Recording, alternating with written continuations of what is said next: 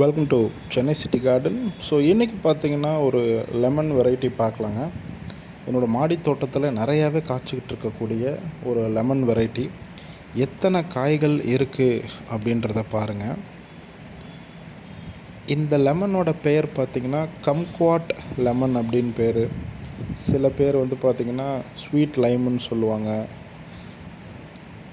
So பலரும் பல பேர் சொல்கிறாங்க. பட் நான் கம்குவாட் ஆரஞ்சு அப்படின்னு சொல்லி தான் வாங்கினது.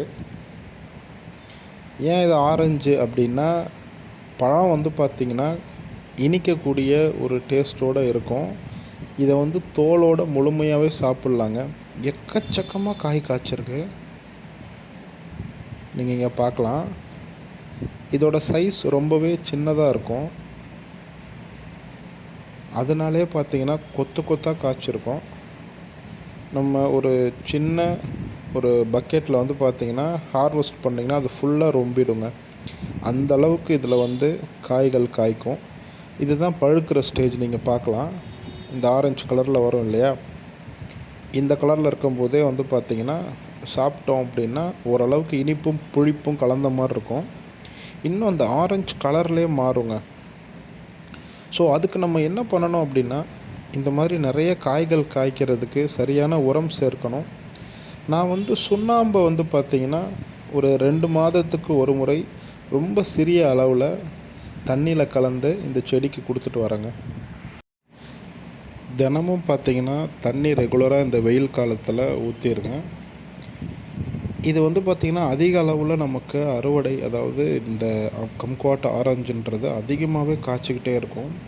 ஸோ ரெகுலராக நீங்கள் பிக் பண்ணுறது நல்லது. அதாவது பழுத்துருச்சுன்னா எடுத்து சாப்பிட்ருங்க. வீட்டில் எல்லாருக்கும் கொடுக்க முடியும். எல்லாருமே கிட்டத்தட்ட ஒரு 10-15 இந்த கம்குவாட் ஆரஞ்சை சாப்பிட முடியுங்க. ஸோ ரெகுலராகவே வந்து பார்த்திங்கன்னா நம்ம ஒரு சிட்ரஸ் ஃப்ரூட்டை இது மூலமாக எடுத்துக்க முடியும். ஸோ இன்னொரு விஷயம் பார்த்திங்கன்னா, இதுக்கு உண்டான மண் கலவை அப்படின்னா இது வந்து ஒரு சின்ன செடியாகவே இருந்தால் போதுங்க. ஸோ நீங்கள் 12க்கு 12 உள்ள ஒரு பாட்டில் வச்சாலும் ஓகே, இல்லை அதோட கொஞ்சம் பெருசாக 15க்கு 15 உள்ள தொட்டியில் வச்சிங்கனாலும் ஓகேங்க.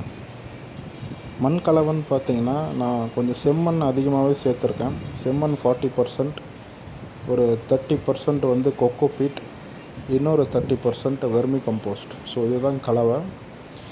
ஸோ நிறைய தண்ணி மட்டும் ஊற்றாமல் பார்த்துக்கோங்க.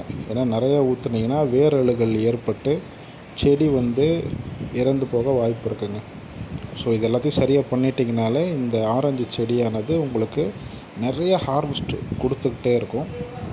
ஸோ உங்களுக்கு இந்த வீடியோ பிடிச்சிருந்துச்சின்னா லைக் பண்ணுங்கள், ஷேர் பண்ணுங்கள், முக்கியமாக நம்ம சேனலுக்கு சப்ஸ்கிரைப் பண்ணுங்கள். தேங்க்யூ.